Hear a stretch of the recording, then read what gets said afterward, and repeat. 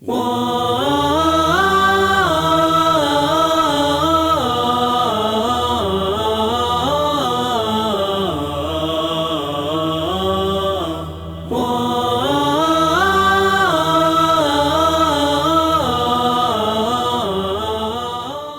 اللہ الرحمن الرحیم رب اشرح لی صدری ویسر لی امری واحلل عقدۃ من لسانی یفقہوا قولی۔ آج کا ہمارا ٹاپک ہے آٹوفیجی،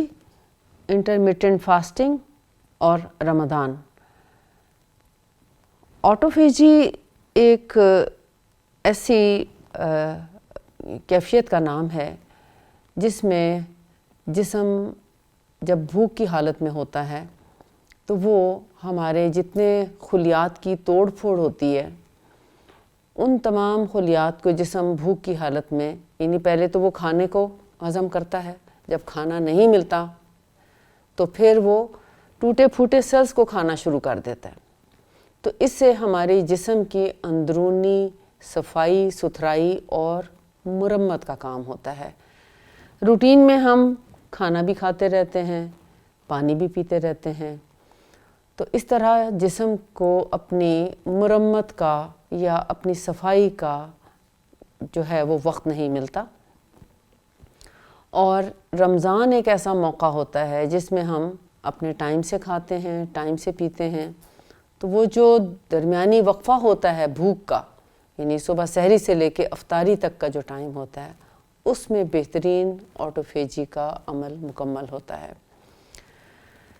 اور یہ تبھی ممکن ہے جب ہم افطاری کرنے کے بعد ہم جب پورا اپنا میل لے لیتے ہیں مناسب مقدار میں، تو اس کے بعد بار بار کھانے سے گریز کریں۔ پانی تو پیا جا سکتا ہے جب بھی آپ کو پیاس لگے، ایک مناسب مقدار میں اور اعتدال کے ساتھ پانی پئیں، یعنی اس کو آہستگی کے ساتھ پئیں، بہت تیزی کے ساتھ غٹا غٹ پینے سے نبی صلی اللہ علیہ وسلم نے بھی منع فرمایا ہے۔ ایک جگہ میں نے پڑھا کہ آپ صلی اللہ علیہ وسلم نے فرمایا کہ پیاسے اونٹ کی طرح، یعنی تونس لگے اونٹ کی طرح پانی مت پیو، یعنی غٹا غٹ پانی مت پیو، سلیقے سے، آہستگی سے، سکون سے، اطمینان سے پانی پینا چاہیے۔ ایسا پانی ہمیں فائدہ دیتا ہے اور اس جسم کو مکمل طور پر سیراب کرتا ہے۔ تو آٹوفیجی جو ہے وہ کس طرح ممکن ہے؟ جب ہم رات کو جب ایک دفعہ اپنا، یعنی جیسے افطاری کی، افطاری کے بعد ہم نے نماز پڑھی، افطاری کس چیز سے کرتے ہیں؟ کھجور اور پانی کے ساتھ یا کھجور اور کعوے کے ساتھ،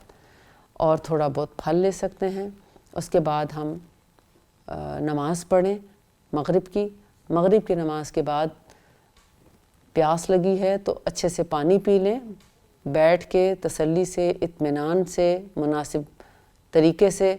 یعنی آہستگی کے ساتھ پانی پئیں، اور اس کے بعد پھر تھوڑا وقفہ، یعنی جیسے 10 منٹ کے وقفے سے ہم کھانا کھا لیں۔ تو کھانا بھی کھائیں تو بھوک رکھ کے کھائیں، اور کھانے کے اندر ہمارے جسم کے جن چیزوں کی ضرورت ہوتی ہے ان کا اہتمام کریں، کوشش کریں ان کے استعمال کرنے کی۔ اگر گوشت ہم روزانہ نہیں بھی کھا سکتے تو وہ ضروری نہیں ہے، پروٹین میں سے دالیں بھی پروٹین ہیں، اور جیسے لوبیا، چنے وغیرہ یہ بھی پروٹینز ہیں، بیسن بھی پروٹین ہے۔ تو مقصد یہ ہے کہ پروٹین کی کچھ نہ کچھ مقدار ہمارے جسم کو ضرورت ہوتی ہے، لہٰذا ہم اس کے استعمال میں لے کر آئیں۔ سبزیوں کی ضرورت ہے، اگر ہم سبزی نہیں کھائیں گے تو اس سے پھر ہمیں کانسٹیپیشن ہونا شروع ہو جاتی ہے اور ہمارے نظام انہضام پہ بھی برا اثر پڑتا ہے۔ تو بہتر ہے کہ سبزی کا استعمال بھی ضرور کریں، چاہے وہ سلاد کی شکل میں ہو یا سبزی پکا کر روٹی کے ساتھ کھانے کی صورت میں ہو، یا کسی بھی فارم میں، یعنی سبزی جیسے سوتے کر لیتے ہیں، سوتے کر کے بھی کھائی جا سکتی ہے، تو مختلف انداز میں سبزی کا استعمال کیا جا سکتا ہے۔ اسی طرح کچھ نہ کچھ یعنی دودھ دہی وغیرہ میں سے بھی ہونا چاہیے تاکہ ہماری انرجی بھی بحال رہے، لیکن ان کو ایٹ ونس نہیں لینا چاہیے۔ کسی وقت آپ یعنی فرض کریں کہ روزہ افطار کرتے وقت بھی دودھ اور پانی کا استعمال ہو سکتا ہے اور کھجور کا، لیکن کھانا کھانے کے دوران دودھ اور پانی سے گریز کرنا چاہیے، اور کھانے کے دوران اگر پانی نہ پیا جائے تو بہت ہی بہترین اور عمدہ بات ہے۔ مکہ کا ایک ماہر حکیم ہوا کرتا تھا، حارث بن کلدہ ثقیفی، رسول اللہ صلی اللہ علیہ وآلہ وسلم کے زمانے کی بات ہے۔ تو آپ کبھی کبھار صحابہ کرام کو ان کے پاس ریکمنڈ بھی کرتے تھے کہ تم اس کا مشورہ حارث بن کلدہ ثقیفی سے لے لو۔ تو صحابہ کرام چاہتے تھے کہ رسول اللہ صلی اللہ علیہ وآلہ وسلم کی موجودگی میں ہم کسی اور سے مشورہ نہ کریں، لیکن آپ کے فرمان کو رد بھی نہیں کر سکتے تھے۔ تو ایک دفعہ کسی صحابی نے کہا کہ یا رسول اللہ، آپ کی موجودگی میں ہم ان سے مشورہ کیسے کریں؟ تو آپ نے فرمایا کہ ہر شعبے کا ایک ماہر ہوتا ہے اور اس سے مشورہ کرنا چاہیے، ماہر سے مشورہ کرنے میں کوئی حرج نہیں۔ تو اللہ تعالیٰ نے اس کے ذریعے شفا دینی ہوتی ہے، تو جو اپنے شعبے کا ماہر ہو اس سے رائے لینا اچھی بات ہے۔ لہٰذا حارث بن کلدہ ثقیفی سے حضرت سعد بن ابی وقاص نے بھی مشورہ کیا، اور وہ چند دنوں میں ان کے دل کی تکلیف دور ہو گئی، اور وہ اتنے بڑے سپہ سالار بنے کہ ایک دنیا فتح کی انہوں نے، اور کبھی پھر بستر پہ نہیں پڑے، اور ایک عام نارمل انسان سے بھی زیادہ قوت اور توانائی کے ساتھ انہوں نے باقی زندگی گزاری۔ تو ہم آٹوفیجی پہ بات کر رہے تھے اور انٹرمیٹنٹ فاسٹنگ پہ بات ہو رہی تھی کہ رمضان کے دوران چونکہ ہمارے کھانے پینے کے اوقات مقرر ہو جاتے ہیں، اگر ہم ان اوقات کو فالو کریں تو ہماری بہت سی بیماریاں اسی دوران مینج ہو سکتی ہیں، ہم شفا یاب ہو سکتے ہیں۔ جیسے کہ ہم نے اس سے پہلے ذکر کیا تھا کہ ہم اپنے وزن کو بھی کنٹرول کر سکتے ہیں، ڈائبٹیز پہ بھی کافی حد تک قابو پایا جا سکتا ہے،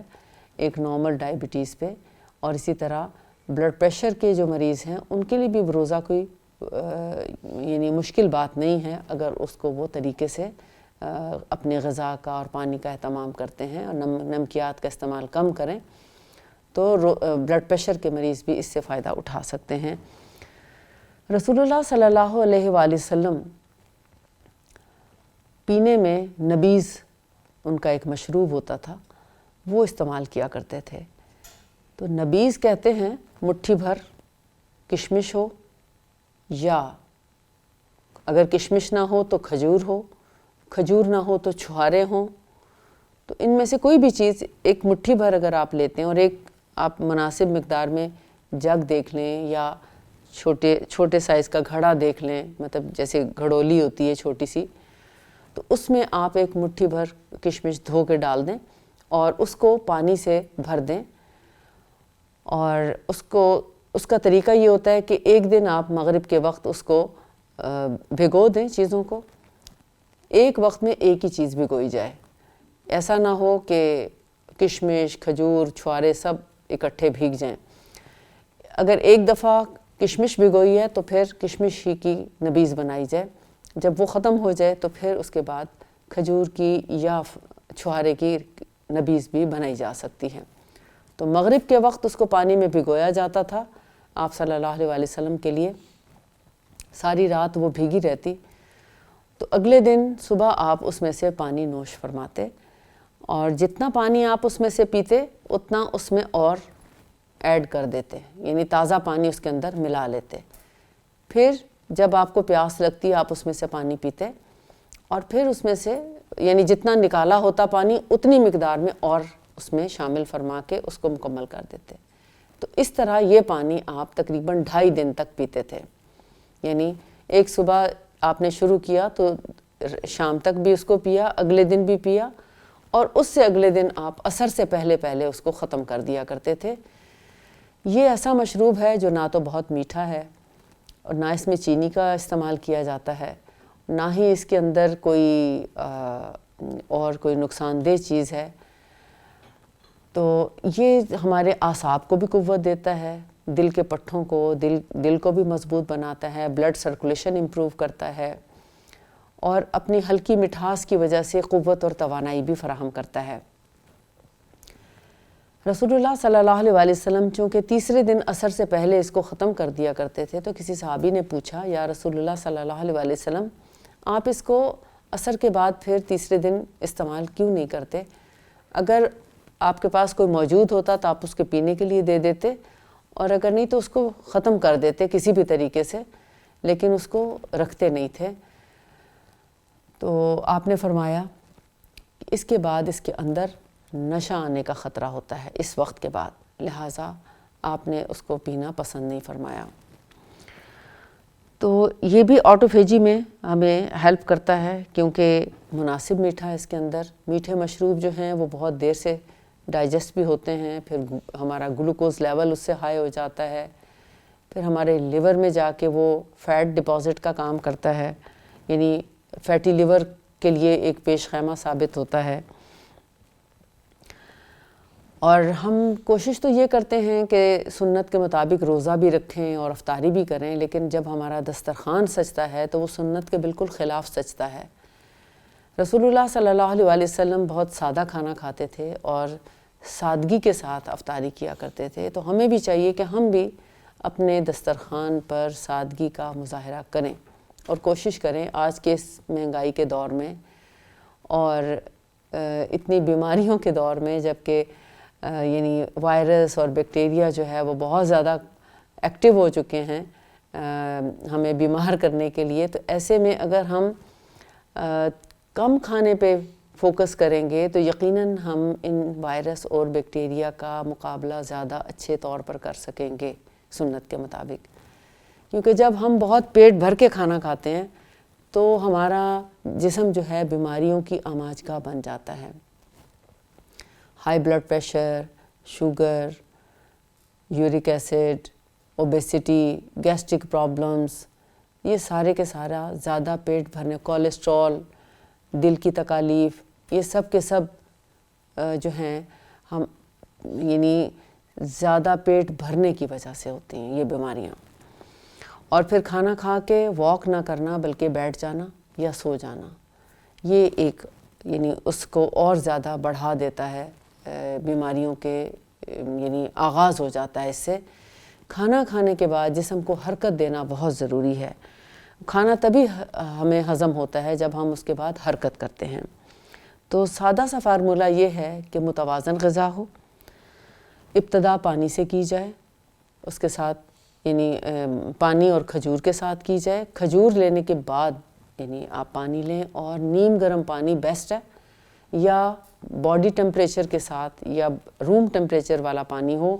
اس میں برف نہ ڈالی جائے۔ ٹھنڈا پانی ہمارے لیے نقصان دہ ہے۔ سوپ بھی اچھا ہے، ہم سوپ کے ساتھ بھی یعنی افطاری کر سکتے ہیں۔ پھر اس کے بعد ہم نماز پڑھیں، اور نماز کے بعد جو ہے وہ ہماری جو پلیٹ ہے اس کے اندر سبزی، سلاد، سالن اور کاربس بھی ہوں، پروٹینز بھی ہوں، اور چکنائی بھی ہو مگر کم۔ تو چکنائی میں سب سے اچھی چکنائی دیسی گھی، زیتون کا تیل اور یا پھر سرسوں کا تیل ہے۔ مکھن بھی اچھا ہے لیکن مناسب مقدار میں، بہت زیادہ مقدار میں چکنائی جو ہے وہ ہمارے فوکس کو کم کر دیتی ہے، کیونکہ اس سے ہضم کرنے کے لیے پھر جسم کو زیادہ کام کرنا پڑتا ہے اور ہم ڈراؤزی ہو جاتے ہیں، سست ہو جاتے ہیں زیادہ چکنائی کھانے سے۔ اسی طرح تلی ہوئی چیزیں جو ہیں وہ ہمارے ہاضمے میں بہت مشکلات پیدا کرتی ہیں، دیر سے ہضم ہوتی ہیں، تو ہمارا جو مقصد ہے روزے کا وہ فوت ہو جاتا ہے۔ پھر پانی کا استعمال جو ہے کھانا کھانے کے 1 گھنٹے کے بعد آپ جتنا بھی استعمال کرنا چاہیں کر سکتے ہیں۔ پراٹھا اور چائے جو عام طور پر ہمارے انڈو پاک کا رواج ہے، یہ روزے کے لیے کوئی اچھی غذا نہیں ہے، کیونکہ اس سے آپ کو کوئی بھی طاقت یا توانائی نہیں ملتی۔ کاربس ہیں، چکنائی ہے، اور وہ بھی تلی ہوئی جو کہ بہت دیر سے ہضم ہوگی۔ اور اگر آپ کو روٹی کے اوپر چکنائی پسند بھی ہو تو بہتر ہے کہ گرم گرم روٹی پکا کر آپ پلیٹ میں رکھیں اور اس کو اوپر سے چپڑ لیں۔ تو ایسا گھی لگی ہوئی روٹی جو ہے وہ آپ کے لیے زود ہضم ہے، وہ آسان ہے جسم کو ہضم کرنا، اور وہ فائدہ مند بھی ہے، اور مناسب مقدار میں لینا بہتر ہے۔ یعنی اگر بھوک رکھ کے کھانا کھائیں گے تو آپ کا جو آٹوفیجی کا عمل ہے وہ بہت اچھے طریقے سے پورا ہوگا، اور بہت سی بیماریوں کے جراثیم جو ہیں وہ روزوں میں ختم ہو جائیں گے، اور آپ یعنی جسم خود بخود ان کے اوپر قابو پا لے گا، صفائی کا عمل مکمل ہو جائے گا، جس سے آپ کی صحت مزید بہتر ہو جائے گی۔ آپ دیکھیں گے کہ رمضان کے بعد جب عید کا دن آتا ہے تو پھر ہم وہ ساری جو ہماری ٹائمنگز ہوتی ہیں ان سب کو ہم برباد کر دیتے ہیں، اور ہم اب سمجھتے ہیں کہ اب سب کچھ ہمارے لیے حلال ہے اور ہر وقت کھانا ہمارے لیے جائز ہے، یا جائز تو ہوتا ہی ہے مگر یہ کہ ہر وقت کھانا ضروری نہیں ہوتا۔ بہتر ہوتا ہے کہ ہم رمضان میں جو کچھ سیکھا ہے اس کو باقی دنوں میں بھی اپلائی کرنے کی کوشش کریں، اور کھانے کے دوران کا وقفہ جو ہے اس کو مناسب مقدار میں بڑھا لیں۔ تیزابیت والے مریض جن کو تیزابیت ہوتی ہو وہ کھانے میں دودھ یا دہی کا استعمال کر سکتے ہیں، تلبینہ کا استعمال کر سکتے ہیں، اور کھجور کو پانی میں بھگو کے استعمال کر سکتے ہیں۔ اور اسی طرح لسی بھی پی جا سکتی ہے، دہی میں پانی ڈال کے بھی پیا جا سکتا ہے، لیکن اس میں چینی یا نمک نہ ڈالا جائے تو اچھا ہے۔ اسی طرح مرچ مسالہ اس کو کم کرنا چاہیے، اسپیشلی سرخ مرچ اور سبز مرچ کا استعمال کم سے کم کریں جن کو تیزابیت ہو۔ کالی مرچ البتہ کچھ تھوڑی سی مقدار میں استعمال کی جا سکتی ہے، تو آپ دیکھیں گے کہ انشاءاللہ رمضان میں آپ کی تیزابیت بڑھے گی نہیں بلکہ گھٹ جائے گی۔ اسی طرح بہت زیادہ ٹھنڈا پانی پینے سے گریز کرنا چاہیے، البتہ نیم گرم پانی یا کہوے کا استعمال روزے میں اچھا ہوتا ہے۔ مصنوعی مشروبات سے گریز کریں، اور فروٹ چاٹ وغیرہ اگر آپ بناتے ہیں تو اس میں چینی یا شکر کا استعمال نہ کریں۔ صرف کٹا ہوا فروٹ جو ہے وہ بہترین غذا ہے، اس میں 1، 2 یا 3 پھل کاٹ کے کھائے جا سکتے ہیں، اور وہ بھی ایک جیسے ہمارا جیسے ایک چھوٹا بول ہوتا ہے نا، اتنی مقدار میں کافی ہوتا ہے۔ سرکہ ایک بہترین غذا ہے، رسول اللہ صلی اللہ علیہ وآلہ وسلم نے اس کی بہت تعریف بھی فرمائی ہے، لیکن یہ ہر انسان کے لیے ضروری نہیں کہ سرکہ اچھا ہو۔ کچھ لوگوں کے لیے تو سرکہ نعمت خداوندی ہے، اگرچہ یہ کولیسٹرول میں بھی ہیلپ کرتا ہے، بلڈ پریشر اور شوگر میں بھی فائدہ مند ہے، موٹاپے اور یورک ایسڈ میں بھی فائدہ مند ہے، لیکن اس کو استعمال کرتے وقت اپنا مزاج اور اپنے یعنی جسم کی جو عادت ہے اس کو دیکھ لیں کہ بعض جسم سرکے کو قبول نہیں کرتے بلکہ وہ ریئیکٹ کرتے ہیں۔ کچھ لوگوں کا اس سے گلا خراب ہوتا ہے، کچھ لوگوں کو الرجی ہوتی ہے، کچھ لوگوں کو فائدے کی بجائے نقصان دیتا ہے، تو وہ ضرور دیکھیں کہ سرکہ اگر ان کو فائدہ دے رہا ہے تو ضرور اس میں پانی ملا کے اس کو استعمال کیا جا سکتا ہے۔ ہاں، جن لوگوں کو سرکہ ڈائجسٹ نہیں ہوتا، یا سرکہ ڈائجسٹ تو خود بلکہ ڈائجیشن میں بہت ہیلپ کرنے والی چیز ہے، یعنی اگر ان کو کوئی نقصان پہنچاتا ہے تو طب نبوی میں یہ بات لکھی ہے کہ جن لوگوں کو سرکہ سوٹ نہ کرتا ہو وہ سرکے کے پانی میں شہد ملا کر پی لیں تو سرکہ ان کو نقصان نہیں دیتا، اور جن لوگوں کو شہد سوٹ نہ کرے وہ بھی سرکہ ملا کے پئیں تو ان کو شہد بھی سوٹ کر جاتا ہے۔ تو لہٰذا شہد اور سرکے کا کمبینیشن جو ہے وہ بہت سی بیماریوں کا علاج بھی ہے۔ تو اس طرح ہمارے جسم جو ہے وہ رمضان میں صحت کی طرف بڑھ سکتا ہے، بجائے اس کے کہ ہم یہ سمجھیں کہ شاید رمضان آئے گا تو کہیں ہم بیمار نہ ہو جائیں۔ بہت سے لوگ یہ سمجھتے ہیں کہ رمضان آنے والا ہے، میں شاید بہت کمزور ہوں، میں روزہ نہیں رکھ سکتا، یا مشکل پیش آئے گی، یا پتہ نہیں میرا روزہ پورا ہوگا یا نہیں۔ آپ نیت کریں، اللہ تعالیٰ آپ کا ساتھ دے گا، اور آپ دیکھیں گے کہ جب آپ مل جل کے افطاری کرتے ہیں اور مل جل کے سحری کرتے ہیں اور مل جل کے نماز پڑھتے ہیں، تراویح پڑھتے ہیں، تو وہ جو ایک ماحول بنتا ہے رمضان کے اندر آپس میں مل جل کے رہنے کا، وہ بھی ہمیں بہت فائدہ دیتا ہے اور بہت سی بیماریوں سے بچاتا ہے، اور خاص طور پر ذہنی امراض سے بچاؤ کا باعث بنتا ہے۔ ہمارے موڈز، ہمارے ذہنی مسائل، ذہنی پریشانیاں یہ دور ہوتی ہیں جب ہم مل جل کر کوئی کام کرتے ہیں، اور اسپیشلی کوئی نیکی کا کام کرنا ہو، اور اس میں جب ہم مل جل کر کام کرتے ہیں تو اس سے ہمیں بہت زیادہ ایک تو نیکی کے کام کرنے میں آسانی نظر آتی ہے، خوشی ہوتی ہے، اور ایک دوسرے سے ملنے جلنے سے جو ہے وہ ہم یعنی بہت اچھا فیل کرتے ہیں، سکون محسوس کرتے ہیں، اور انسان جو ہے وہ ویسے بھی معاشرتی طور پر ایک دوسرے کے ساتھ مل جل کر رہنے میں خوش ہوتا ہے.